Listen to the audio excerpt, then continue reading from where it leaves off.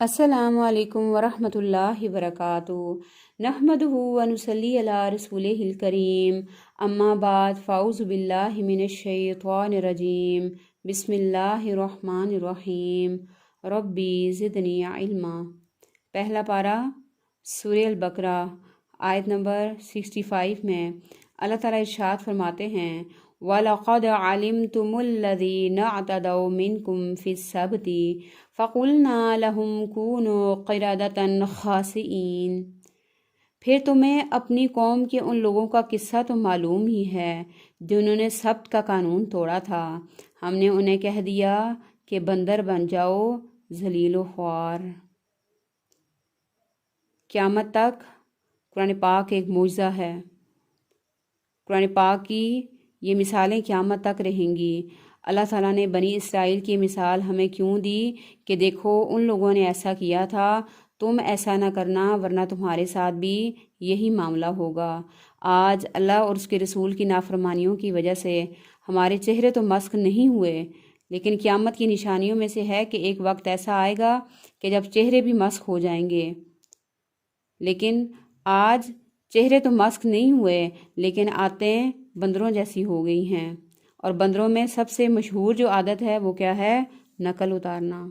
آج ہم مسلمانوں نے بھی نقلیں اتارنا شروع کر دی غیر مسلموں کے تہواروں کی، جس میں اگر دیکھا جائے تو ہم کبھی ان کا کوئی تہوار منا رہے ہوتے ہیں اور کبھی کوئی تہوار، جس میں کبھی ہم ہیپی نیو ایئر منا رہے ہوتے ہیں، کبھی ہم بسنت منا رہے ہوتے ہیں، کبھی ویلنٹائن ڈے، کبھی اپریل فول، کبھی birth day, anniversary, colour day, Diwali کے پٹاخے، تیل، مہندی، شادیوں پہ پیلے جوڑے، گود بھرائی کی رسم، آزادی مارچ اور طرح طرح کے فتنے، ٹرانسجنڈر جیسے فتنے۔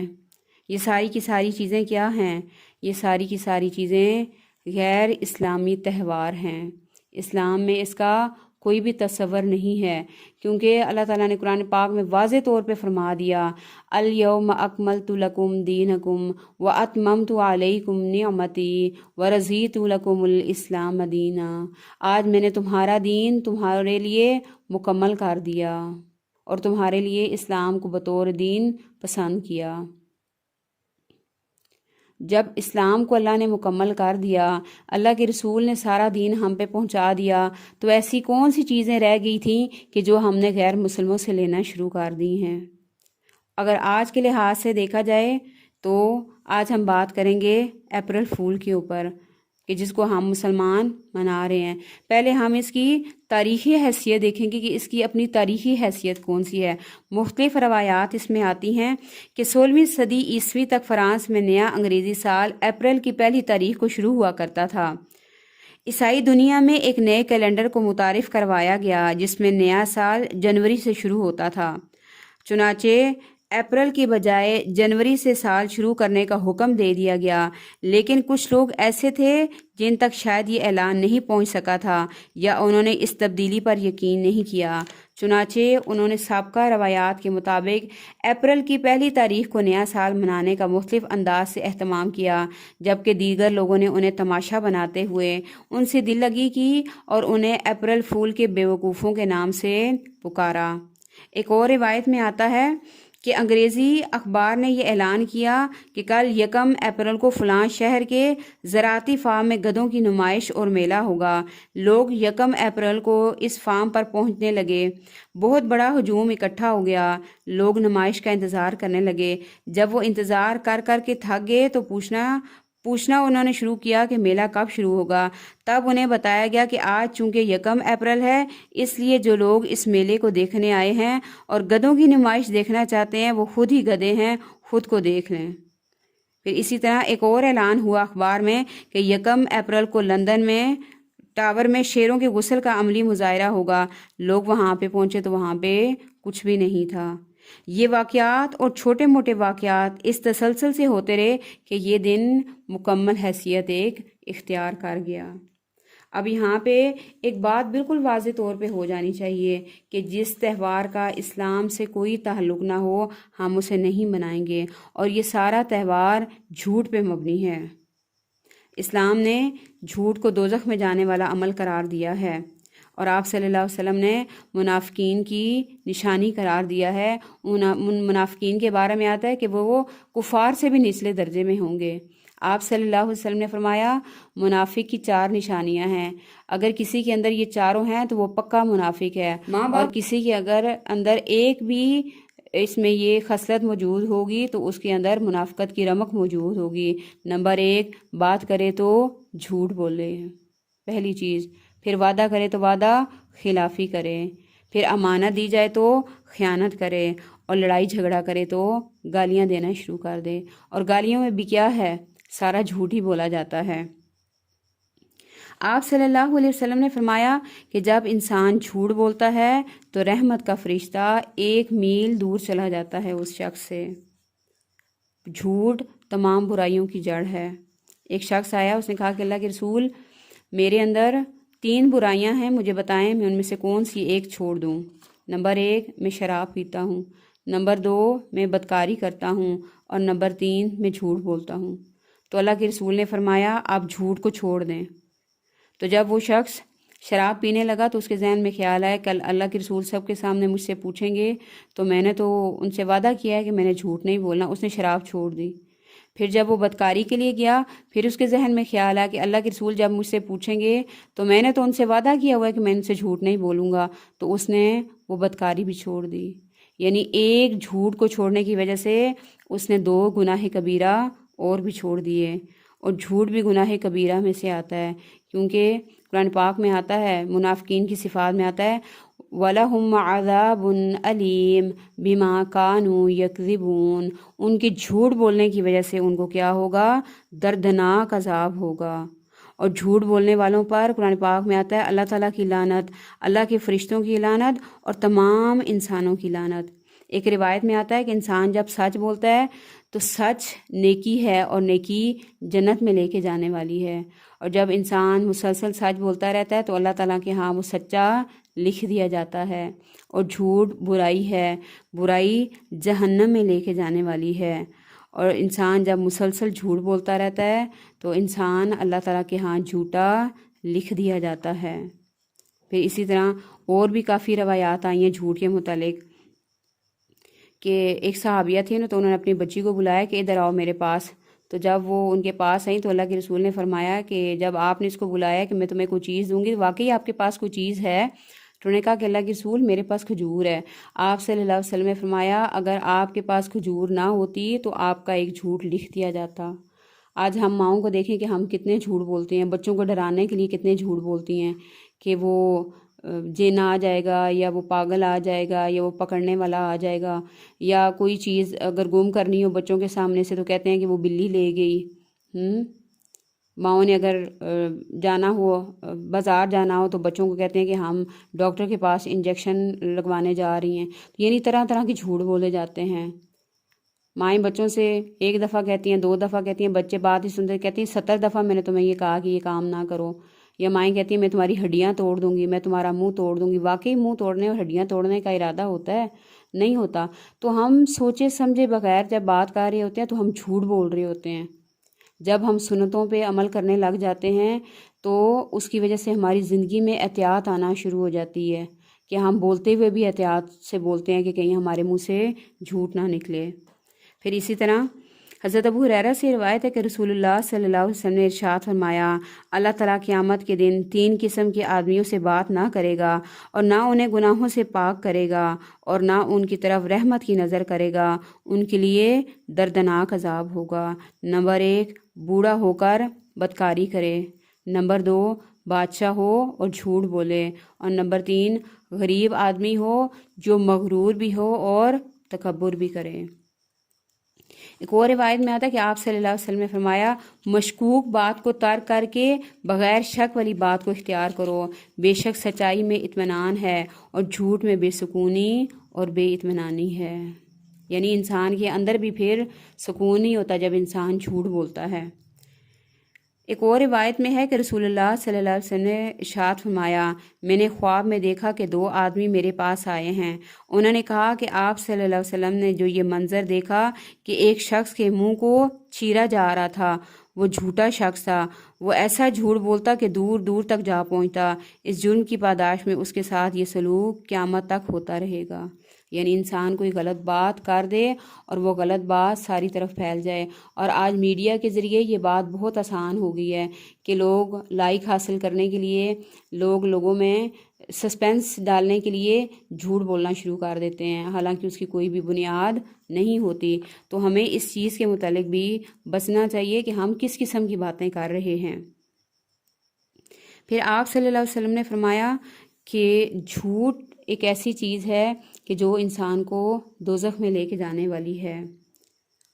اور اگر اس میں اپریل فول میں بھی دیکھ لیا جائے تو اس میں سارے کا سارا کیا بولا جاتا ہے؟ جھوٹ بولا جاتا ہے۔ اور جب انسان جھوٹ بولتا ہے تو ساتھ پھر کیا ہو جاتا ہے؟ پھر ساتھ مذاق بھی کرنے لگ جاتا ہے، پھر ساتھ انسان نکالی بھی شروع کر دیتا ہے۔ میں سمجھتی ہوں کہ کوئی مذہب اپنے مذہب کا اتنا مذاق نہیں اڑاتا جتنا ہم مسلمان اپنے ہی مذہب کا مذاق اڑاتے ہیں۔ کبھی ہم نماز کا مذاق اڑا رہے ہوتے ہیں، کبھی ہم پردے کا مذاق اڑاتے ہیں، کبھی ہم اللہ کا مذاق اڑاتے ہیں، کبھی فرشتوں کا، کبھی رسولوں کا، کبھی جنت دوزخ کا، کبھی سنتوں کا مذاق اڑاتے ہیں۔ کسی نے سرما لگایا ہوا ہو تو اس کو کیا کہتے ہیں؟ سرمے کا پہاڑ یا ٹرک کہاں پہ گرا ہے، حالانکہ اسی سرمے کی جگہ اگر آنکھوں میں پینسل لگا دی جائے تو کوئی بات نہیں کرے گا۔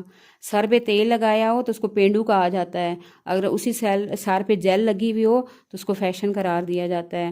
حلوے کا مذاق اڑایا جاتا ہے، یہ تو ہے ہی مولویوں کی چیز، لیکن چاکلیٹ کا کوئی مذاق نہیں اڑاتا۔ پھر درود شریف کا، اللہم انی کا مذاق اڑایا جاتا ہے، اذان کا مذاق اڑایا جاتا ہے، بجلی کی کڑک کا مذاق اڑایا جاتا ہے، جو روشنی پڑتی ہے بجلی کے وقت اس کا مذاق اڑایا جاتا ہے کہ اللہ تعالیٰ ہماری تصویریں کھینچ رہا ہے۔ میں نے ایک گورنمنٹ کی ایک بک تھی، اس پہ میں نے یہ خود پڑھا تھا کہ بچہ اپنے باپ سے پوچھتا ہے کہ یہ جو بارش ہوتی ہے تو اس میں جو کڑک ہوتی ہے کس قسم کی آواز ہوتی ہے، تو باپ اس سے کہتا ہے کہ یہ فرشتے آسمان پہ پہاڑے پڑ رہے ہوتے ہیں۔ تو کتنے افسوس کی بات ہے کہ ہم مسلمان ہو کے خود ہی ان چیزوں کا، فرشتوں کا مذاق اڑا رہے ہیں، قبر کا مذاق اڑاتے ہیں، قبر کے فرشتوں کا مذاق اڑاتے ہیں۔ اور یہ چیزیں آپ کو کہاں پہ ملے گی؟ واضح طور پہ آپ کو یہ چیزیں اسٹیج ڈراموں میں ملیں گی کہ ایک ایک چیز کا مذاق اڑایا جا رہا ہے، اور دنیا میں کوئی چیز نہیں ہے کہ جس کو ہم لیں، صرف اللہ اور اس کے رسول اور فرشتے، اور یہ ساری چیزیں رہ گئی ہیں مذاق اڑانے کے لیے کہ جنت میں تو اتنی چیزیں کوئی ملیں گی کوئی نہیں، دوزخ میں تو دیگیں پک رہی ہیں، ہم نے تو وہاں پہ جانا ہے، وہاں پہ تو سارے سٹار اکٹھے ہوں گے تو ہم نے تو وہیں پہ جانا ہے۔ یا جگتوں میں دیکھ لیں، جگتوں میں دوسروں کے چہروں کے اوپر کتنا پوائنٹ آؤٹ کیا جاتا ہے کہ فلانے کی شکل والا، اور تمہاری شکل ایسی ہے، اور تمہاری شکل ایسی ہے، اور پھر کہہ لگائے جاتے ہیں۔ قرآن پاک میں اللہ تعالیٰ فرماتے ہیں لَقَدْ خَلَقْنَا الْإِنسَانَ فِي أَحْسَنِ تَقْوِيمٍ، کہ ہم نے انسان کو بہترین شکل پہ پیدا کیا ہے۔ جب ہم کسی کا مذاق اڑا رہے ہوتے ہیں، نعوذ باللہ ہم یہ کہہ رہے ہوتے ہیں دوسرے لفظوں میں، اللہ تعالیٰ آپ کو تو پتہ ہی نہیں ہے کہ اس کی شکل کیسی ہونی چاہیے تھی، اس کا رنگ کیسا ہونا چاہیے تھا۔ کسی کا رنگ کالا تو کہتے ہیں دھوں کالا، یعنی دھوئیں سے اس کو مشابہت اس کو کر رہے ہوتے ہیں۔ کسی کا قد چھوٹا ہو تو اس کو ٹھگنا بولا جاتا ہے یا کوڈو بولا جاتا ہے۔ کسی کی آنکھ اگر خراب ہو تو اس کو کانا بولا جاتا ہے۔ حالانکہ قدرتی طور پہ اس کے اندر یہ چیزیں ہوتی ہیں، لیکن پھر بھی نہیں اس طرح کے الفاظ منہ سے نکالنے چاہیے کہ دوسروں کا دل خراب ہو۔ آپ صلی اللہ علیہ وسلم نے فرمایا مسلمان وہ ہے جس کے ہاتھ اور جس کی زبان سے دوسرے مسلمان محفوظ رہیں۔ کیا جب ہم جھوٹ بولتے ہیں، کیا جب ہم مذاق اڑاتے ہیں، کیا جب ہم دوسروں کی نقلیں اتارتے ہیں تو واقعی وہ دوسرا جو مسلمان ہے وہ ہماری زبان سے محفوظ ہوتا ہے، وہ ہمارے ہاتھ سے محفوظ ہوتا ہے۔ ایک دفعہ ایک زوجہ نے دوسری زوجہ کو اللہ کے رسول کے سامنے کہہ دی کہ چھوٹے قد والی، تو آپ صلی اللہ علیہ وسلم نے فرمایا تم نے ایک ایسی بات کر دی اگر اس کو میں سمندر میں ڈال دوں تو سمندر سیاہ ہو جائے۔ حالانکہ انہوں نے تنزیہ طور پہ یہ بات نہیں کی تھی، اور ہم دوسروں کے اندر نقص ڈالنے پہ لگے ہوئے ہوتے ہیں۔ کبھی کہتے ہیں تمہارے کان ایسے ہیں، کبھی کہتے ہیں تمہاری آنکھیں ایسی ہیں، اتنے مرلے پہ تمہاری ناک ہے اور تمہارے ہونٹ ایسے ہیں۔ پھر ہم لوگوں کا مذاق اڑاتے ہیں، کپڑوں کا مذاق اڑاتے ہیں کہ اس کو تو کپڑے پہننے نہیں آتے تو اس کو تو صرف کپڑے لٹکانے آتے ہیں۔ بچوں کا مذاق، کسی کے خامند کا مذاق، اگر کسی کے اندر کوئی کمی ہے تو اس کا مذاق اڑایا جاتا ہے۔ یعنی کچھ بھی دیکھ لیں کہ کسی بھی لحاظ سے مذاق اڑانا، اگر کسی کے شوہر کے اندر کوئی کمی ہے تو اس کا مذاق اڑانا، گھروں کا مذاق اڑانا، کھانے پینے کا مذاق اڑانا، یعنی اور کام ہی کوئی نہیں ہے۔ اور جب خاص کر اس وقت جب اللہ اور اس کے رسول کا مذاق اڑایا جا رہا ہو تو وہاں سے اٹھ جانا چاہیے، اس جگہ سے اٹھ جانا چاہیے۔ اللہ نہ کرے اگر وہاں پہ عذاب آیا تو ہماری پکڑ بھی ان کے ساتھ ہی ہوگی۔ کہ قرآن پاک کی آیت کا مفہوم ہے کہ جہاں پہ تم دیکھو اللہ اور اس کے رسول کی آیات کا مذاق اڑایا جا رہا ہے تو وہاں سے اٹھ جایا کرو، ورنہ تم بھی انہی لوگوں میں شامل ہوگے۔ پھر اسی طرح جھوٹی خبریں پھیلانا، اس میں بھی سارا جھوٹ شامل ہوتا ہے۔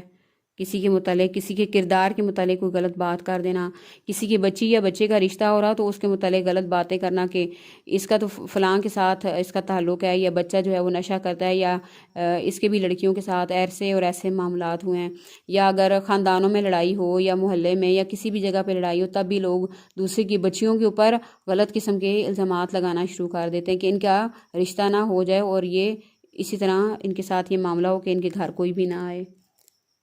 تو آپ صلی اللہ علیہ وسلم نے یہ بھی فرمایا کہ انسان کے جھوٹا ہونے کے لیے یہی بات کافی ہے کہ انسان سنی سنائی بات کو آگے کر دے۔ تو اسلام نے کیوں منع کیا ہے جھوٹ بولنے سے؟ اسلام نے کیوں منع کیا ہے مذاق اڑانے سے؟ کہ اس سے دل آزاری ہوتی ہے، اس سے دل ٹوٹتے ہیں، اس سے تکلیف ہوتی ہے مسلمانوں کو۔ تو یہ چیزیں مسلمانوں کے اندر نہیں ہونی چاہیے۔ جو اپریل فول کے نام پہ مذاق اڑایا جاتا ہے، گھٹیا قسم کے مذاق کیے جاتے ہیں، جیسے کہا جاتا ہے کہ آپ کا وہ فلاں ہے اس کا ایکسیڈنٹ ہو گیا ہے یا فلاں کی موت ہو گئی ہے، تو اس سے کتنے لوگوں کی جو مائیں اگر ان کو جب اچانک خبر دی جاتی ہے کہ آپ کے بیٹے کا ایکسیڈنٹ ہو تو آپ سوچ سکتی ہیں اس ماں کی کیا حالت ہوتی ہے۔ یا گھٹیا قسم کے مذاق جیسے مٹھائی کے ڈبے میں جوتے پرانے ڈال کے دے دینا، یا اسی طرح اور غلط قسم کی چیزیں جو ہے وہ اس طرح کر لینا، تو یہ ساری کی ساری چیزیں دلوں میں دوری کا سبب بنتی ہیں۔ تو ہم نے ہر اس چیز کی مخالفت کرنی ہے، ہر اس کام کو چھوڑ دینا ہے جو غیر مسلموں کا ہوگا، خواہ وہ کسی بھی لحاظ سے ہو، خواہ وہ لباس کے لحاظ سے ہو، کھانے پینے کے لحاظ سے ہو، تہواروں کے لحاظ سے ہو، کیونکہ آپ صلی اللہ علیہ وسلم نے کفار اور مشرکین سے مشابہت اختیار کرنے والوں کو جہنم کی بشارت دی ہے۔ سورہ نساء کی آیت نمبر 115 میں اللہ تعالیٰ ارشاد فرماتے ہیں، حق واضح ہو جانے کے بعد جو شخص رسول کی مخالفت کرے گا اور اہل ایمان کا طریقہ چھوڑ کر کسی دوسرے طریقے پر چلے گا تو اسے ہم اسی کی طرف چلائیں گے جدھر وہ چلے گا، پھر اسے جہنم میں ڈال دیں گے جو بہت ہی برا ٹھکانہ ہے۔ اللہ کے رسول نے کفار کی مشابہت اختیار کرنے سے سختی سے منع کیا ہے۔ مختلف روایات میں بھی آتا ہے کہ آپ صلی اللہ علیہ وسلم نے فرمایا کہ تم راہبوں کے لباس سے بچو، بے شک جو شخص ان جیسا لباس پہنے گا، ان کی مشابہت اختیار کرے گا، اس کا مجھ سے کوئی تعلق نہیں ہے۔ یہ جینز اور پینٹ اور یہ ٹائٹس اور یہ جتنے بھی لباس ہیں یہ ایک مسلمان عورت کا لباس نہیں ہے، یہ مسلمان عورت کا لباس نہیں ہے جو آج ہماری بچیاں اور ہماری خواتین پہن کے گھوم رہی ہیں۔ پھر اسی طرح حضرت ابو ہریرہ سے روایت ہے کہ رسول اللہ صلی اللہ علیہ وسلم نے فرمایا، بے شک یہودی اور عیسائی اپنے بال کو نہیں رکھتے، تم ان کی مخالفت کرو۔ اور ایک اور روایت میں آتا ہے کہ اپنے بالوں کو بالکل سیاہ نہیں رنگنا چاہیے، اس میں کوئی اور رنگ، جیسے مہندی کا کہا کہ مہندی کا رنگ بہترین جو ہے وہ خصاب ہے۔ پھر اسی طرح اور روایات میں بھی آتا ہے کہ آپ صلی اللہ علیہ وسلم نے فرمایا، مشرکین کی مخالفت کرتے ہوئے تم مونچھیں منڈواؤ اور داڑھی بڑھاؤ۔ اور آج ہم مسلمانوں نے کیا کرنا شروع کر دیا؟ ہم مسلمان مردوں نے، ہمارے مردوں نے مونچھیں رکھنا شروع کر دی اور داڑھی کو کٹوانا شروع کر دیا، حالانکہ اللہ کے رسول نے فرمایا مونچھیں کٹواؤ اور داڑھی بڑھاؤ۔ تو یہ ساری کی ساری چیزیں کیا ہیں کہ جس میں اللہ کے رسول نے ہمیں مشرکین کی پیروی کرنے سے اور ان کے تہوار منانے سے بھی منع کیا ہے، کیونکہ ہم جس سے محبت کریں گے تو پھر انجام بھی اسی کے ساتھ ہوگا۔ تو اللہ تعالیٰ سے دعا ہے کہ اللہ تعالیٰ ہمیں سنت طریقے کے مطابق زندگی گزارنے کی توفیق عطا فرمائے۔ اللہ تعالیٰ ہمیں جو اسلام کی جو چیزیں ہیں اللہ تعالیٰ اس پہ ہمیں عمل کرنے کی توفیق عطا فرمائے، آمین۔ وآخر دعوانا ان الحمد للہ رب العالمین۔ السلام علیکم ورحمۃ اللہ وبرکاتہ۔